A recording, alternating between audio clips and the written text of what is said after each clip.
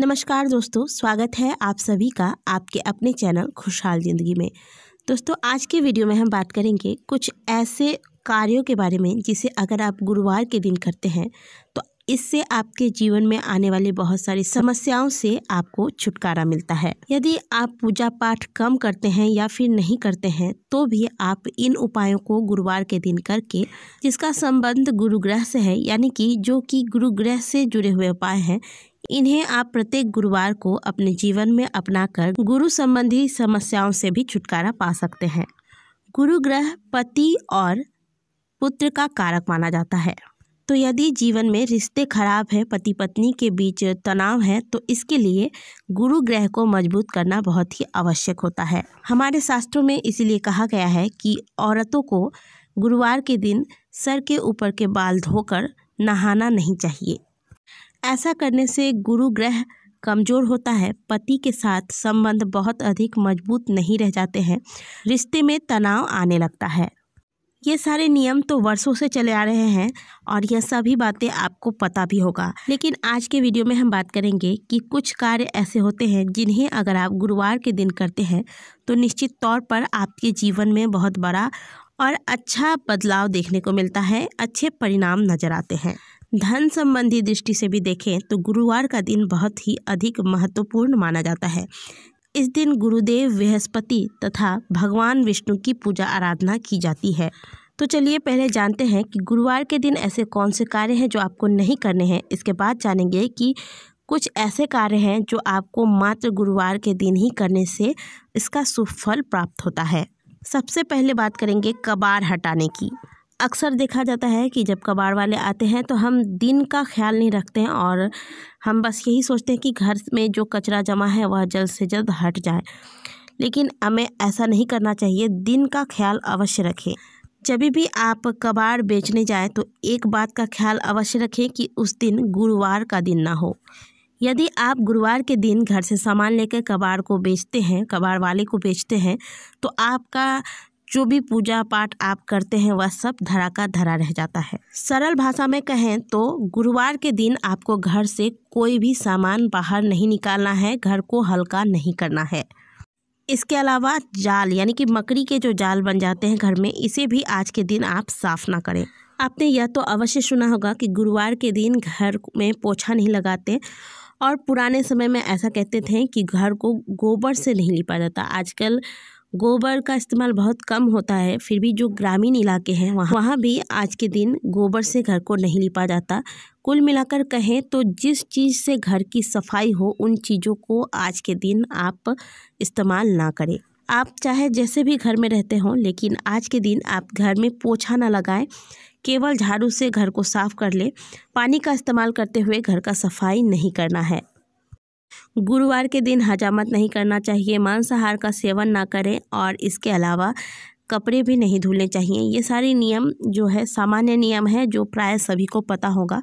अब बात करते हैं कि क्या ऐसे कार्य हैं जो आपको गुरुवार के दिन अवश्य करने चाहिए। इससे पहले जान लेते हैं कि गुरु ग्रह यदि किसी व्यक्ति का खराब है तो उसके लक्षण क्या है।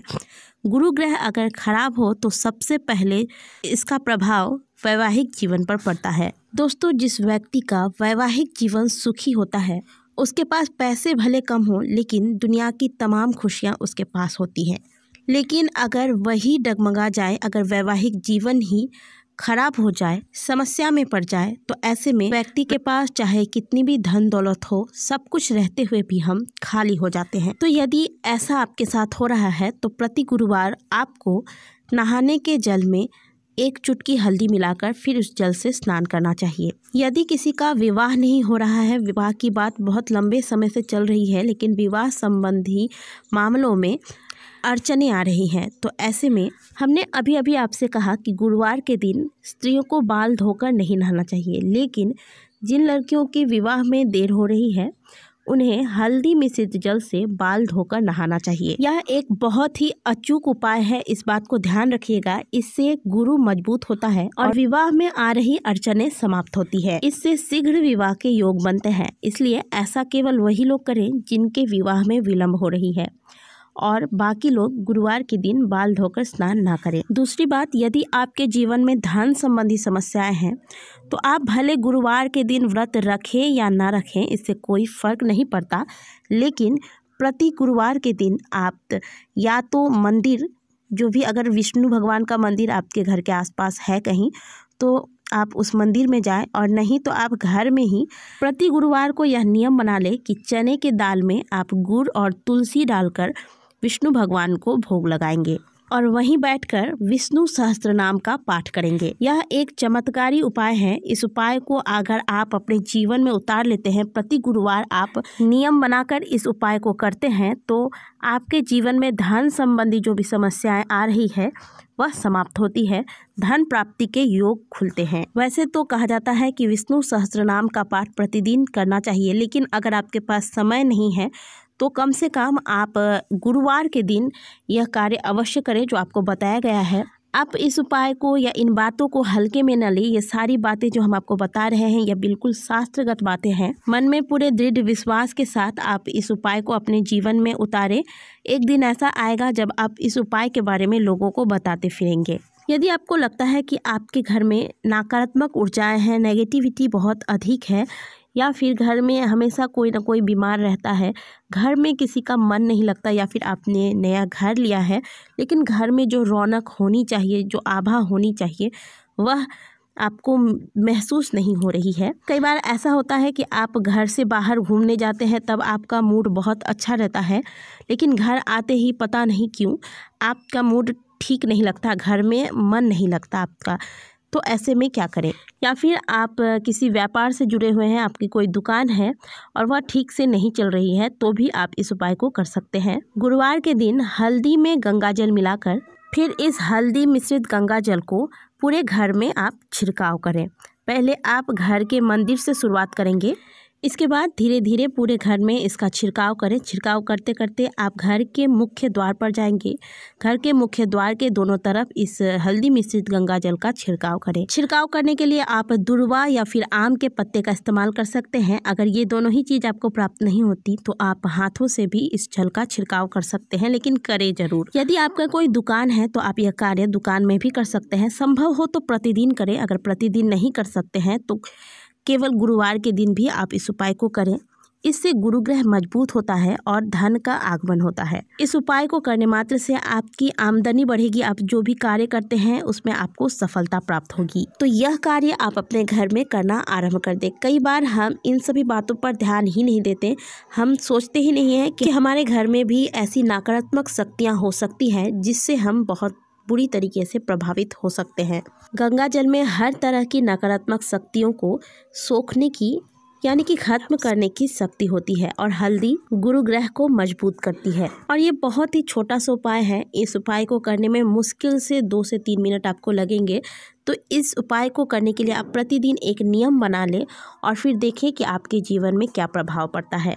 तो दोस्तों, गुरुवार के दिन आप ये सारे कार्य करना आरंभ कर दें। इससे गुरु ग्रह मजबूत होता है, और जैसा कि हमने आपको बताया कि गुरु पति का कारक होता है, और जब आपका गुरु ग्रह मजबूत होता है, गुरु शुभ फल देता है, तो आपके पति के साथ आपका संबंध अच्छा होता है।